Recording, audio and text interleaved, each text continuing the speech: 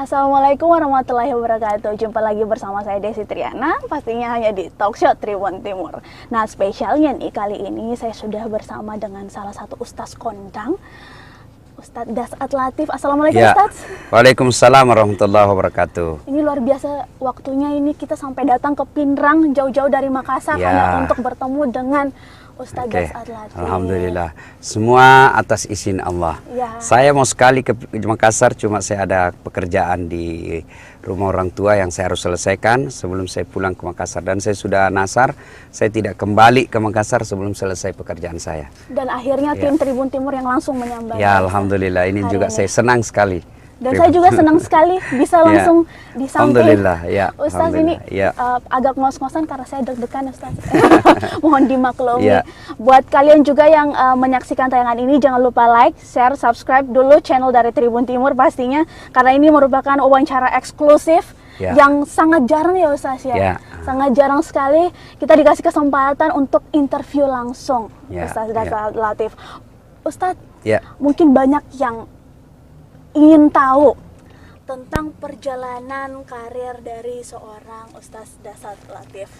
Oke, sebenarnya tidak tepat kalau dikatakan perjalanan karir karena saya bukan pemuda karir. Saya bukan pejabat, lebih tepatnya adalah lika-liku sampai jadi pendakwah. Saya sejak kecil tidak pernah bercita-cita jadi pendakwah, tapi memang dari kecil saya aktif di masjid dengan melibatkan diri sebagai remaja masjid. Dan disitulah saya bermula tampil di depan umum, misalnya jadi MC ya. Itu bermula dari situ. Di kampung saya, Masjid Nurul Iman itu memang ada pengkaderan. Jadi kalau Ramadan kita diminta untuk menjadi MC. Setelah itu saya naik ke Makassar. Kemudian saya rajin ikut lomba pidato. Dan memang saya hobi ini berdiri di depan umum. Memang hobi, saya tidak, itu pemberian Allah. Bahkan saya kalau sakit, bahasa kasarnya kapang, biar saya sakit, kalau ketemu mak maik, berhenti kak sakit. Saya senang memang tampil di depan umum. Nah kemudian suatu ketika ada ustadz berhalangan hadir. Waktu itu saya menjadi remaja masjid di Baitul Aman, Jalan Harimau Makassar. Ada berhalangan hadir, saya ganti dan orang senang. Dan itu pertama kali ya, saya ingat sekali pertama sekali ceramah di Makassar itu saya mengcopy paste ceramahnya almarhum guru kita Sainuddin MZ. Saya ingat sekali yang saya bahas identitas umat Islam surah Al-Fat 29. Nah, sejak itu mulailah saya dikenal di publik masjid, pengurus masjid terutama ya. Istilahnya kalau ada pengurus, ada anumu ustadzmu berhalangan, ini ada anak muda di bisa ku telepon. Waktu itu belum telepon, bisa ku datangi karena harimau, dia datang kapan saja bisa. Dan saya pikir pun enak juga jadi ustadz ini, karena sebelumnya saya pernah jadi loper koran, pernah jadi cleaning service, pernah jadi antar-antar nasi dan catering. Saya merasa ini enak ya, kita dapat penghargaan, kemudian dapat duit juga, kemudian kita bisa terjaga dari perbuatan maksiat. Karena saya sudah bicara, tentu saya tidak boleh langgar apa yang saya bicara itu. Nanti dia bilang ke orang kajili-jili. Ya, alhamdulillah ya. Kemudian saya merasa sangat pengaruh itu, saya merasa ada loncatan yang sangat luar biasa dalam perjalanan dakwah saya itu setelah tsunami. Tsunami Aceh. Saya pergi jadi relawan dan di situ saya berdoa, ya Allah berikan saya keberuntungan hidup, perbaiki hidup saya. Dan pulang dari itu saya diangkat jadi pegawai. Kemudian saya dapat hadiah haji dari Kapolda waktu itu. Kemudian saya bisa beli sesuatu yang menurut saya berharga. Saya bisa beli rumah, bisa mobil.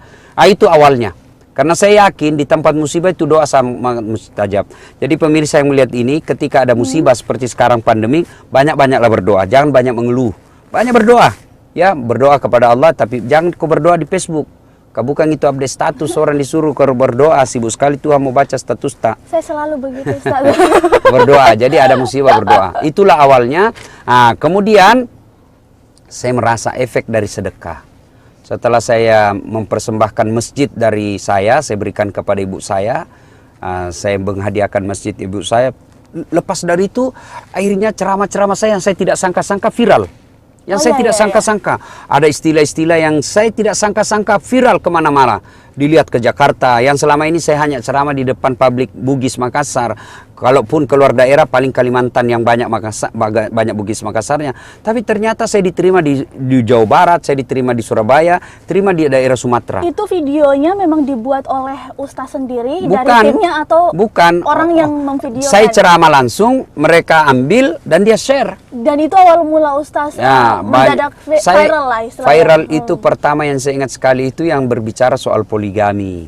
Waktu saya tidak tahu kalau lagi di syuting. Tahun berapa itu Ustaz? Ustaz? Mungkin 2017 Itu kali depan jamaah juga ya? Ya, enggak, di atas mobil seperti ini. Oh, di atas mobil. Saya cerita soal poligami ternyata direkam.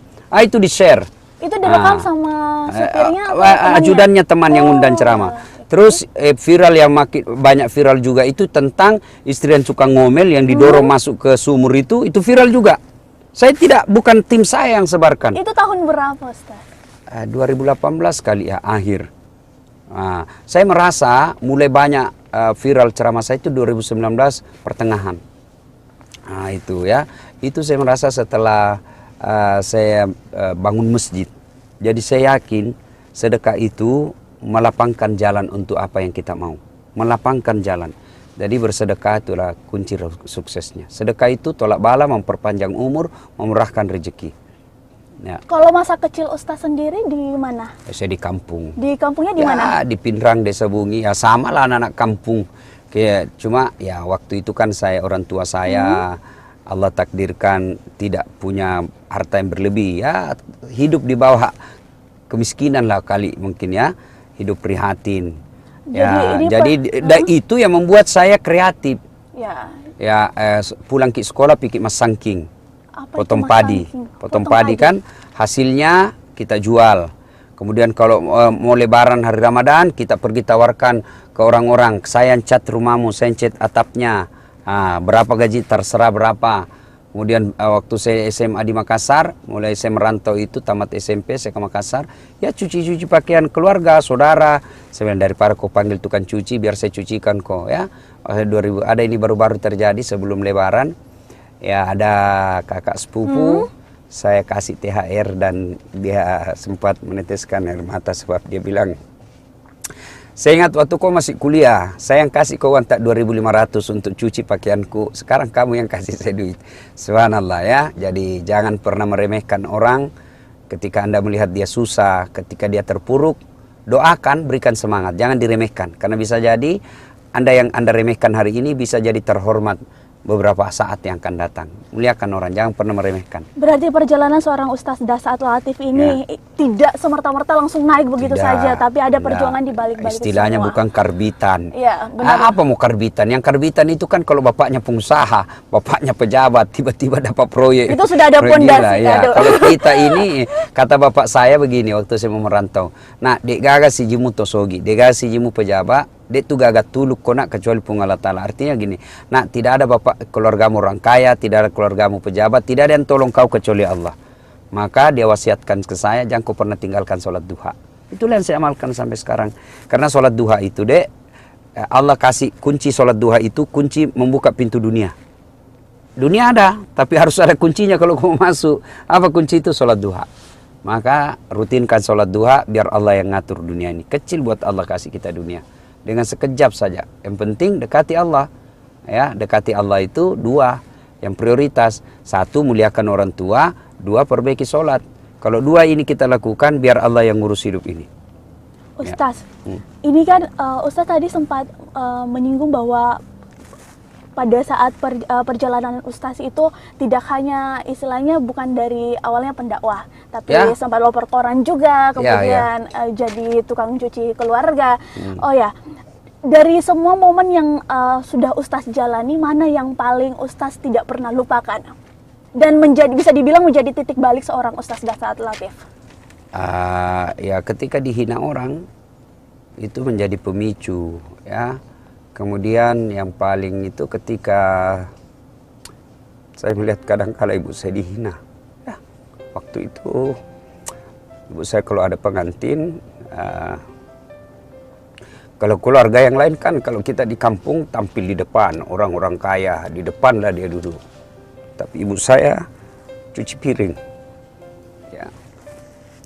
Itu yang membuat saya semangat untuk sekolah. Tidak boleh ibu saya dihina orang lain. Alhamdulillah, mungkin niat dan doa saya selalu, ya Allah, berikan saya umur panjang, berikan saya rezeki yang cukup, agar saya bisa memuliakan ibu saya. Alhamdulillah, sepertinya meskipun belum semuanya saya bisa penuhi kebutuhan ibu saya, tapi kalau saya tanya, mage mak, agaknya, dek nagagana, angka mana nama orang, alhamdulillah, saya perbaiki rumah, saya kasih masjid, saya kasih kendaraan, ada penghasilan saya kasih dulu ibu saya seberapa persen, baru saya nikmati. Tapi sayang bapak saya tidak sempat menikmati apa yang saya dapat hari ini. Tapi saya yakin doa-doa saya, dari ilmu-ilmu saya, doa-doa jamaah, itulah yang Allah berikan kepada almarhum bapak saya di alam kubur.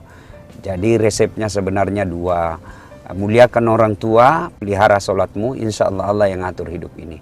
Tapi tidak berarti saya orang hebat, tidak berarti saya ini wah, tidak berarti saya lah soleh, tidak berarti saya ini orang tidak punya dosa. Saya bukan apa-apa. Mungkin hanya Allah yang masih ingin menyayangi saya, sehingga apa yang saya dapat ini, apa yang pemirsa lihat, dakwah-dakwah saya itu karena pertolongan Allah, bukan karena saya yang jago. Tapi karena Allah ingin menjadikan saya agen penyampai pesan-pesan ilahi. Ya, jadi bagi saya hinaan itu menjadi motivasi buat saya. Cercaan saya tidak akan pernah membalas. Saya pernah dihina temanku waktu kuliah, seniorku, dia bilang apa? Saat tidak malu kok itu bajumu cakar semua. Tahu kan cakar, baju bekas. Tapi saya tidak marah waktu itu. Saya berdoa, ya Allah, berikan saya umur panjang, rezeki yang cukup, supaya saya bisa berbuat baik sama ini orang. Alhamdulillah, Ramadan ini baru-baru sudah tahun ke-9, setiap Ramadan saya kasih zakat. Sama orang itu? Sama itu orang, kakak senior saya, alhamdulillah. Ya, jadi kalau kita disakiti, kita dihina, kita dimaki, jangan balas. Karena kalau kita balas sama jadi derajatnya. Tapi berdoa saja, ya Allah berikan saya waktu yang cukup, supaya saya bisa balas kebaikanku, saya bisa berbuat baik sama ini orang.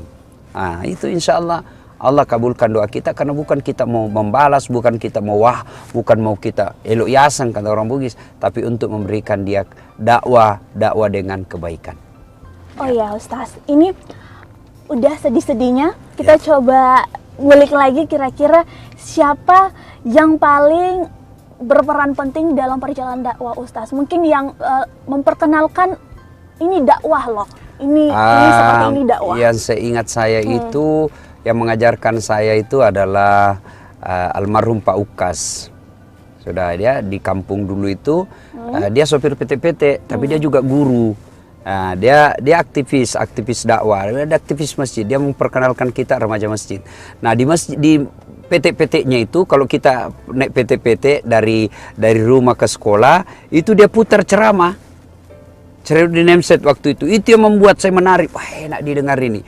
Kemudian yang kedua yang membuat saya selalu mau semangat untuk waktu saya kuliah dan sekolah itu ada sepupu saya, jadi ajudannya itu guru kita Abdurrahman Ambok Dalle, ya. Ambok Dalle, guru pesantren pimpinan pondok DDI waktu itu, DDI Kabalangan. Itu beliau kalau datang ke kampung-kampung ceramah itu selalu dengan sepupu saya itu didampingi. Saya enaknya jadi pendamping ustadz ya. Nah, kemudian kalau setelah saya dewasa ada guru SMA saya. Setelah remaja ada guru SMA saya di SMA 4 namanya Pak Limuddin. Itulah yang selalu carikan saya peluang-peluang untuk dakwah. Karena biar kita punya bakat tapi tidak ada penyaluran, susah, tenggelam kita punya bakat. Nah, beliau ini Pak Limuddin menyalurkan bakat saya dengan mengikut saya lomba saril Quran, lomba-lomba pidato. Beliau lah itu. Jadi istilahnya lingkungan sekitar itu sudah peka bahwa seorang Ustaz Dasat Latif ini memang ada bibit-bibit menjadi seorang pendakwah. Betul sekali. Lingkungan penting. Makanya pemirsa yang saya hormati, kalau Anda mencari rumah, jangan 10 menit dari rumah sakit. Mau kok tiap hari ke rumah sakit? 10 menit ke bandara. Tiap hari kamu ke bandara? Tidak kan? Mestinya 5 menit, 10 menit ke masjid. Nah, karena masjid itu kalau kita dekat, insya Allah berkahnya, senteran-senteran hidayah dari masjid itu akan baik. Ya. Nah, itu lingkungan penting ya. Kalau kita seperti saya, setiap saya cari rumah waktu itu kontrak dan sewa-sewa, saya cari yang dekat masjid. Karena kalau jauh dari masjid, lambat laun kita tidak rindu dengan masjid. Nah, kalau kita sudah jauh dari masjid, sudah susah kita mendapat hidayah.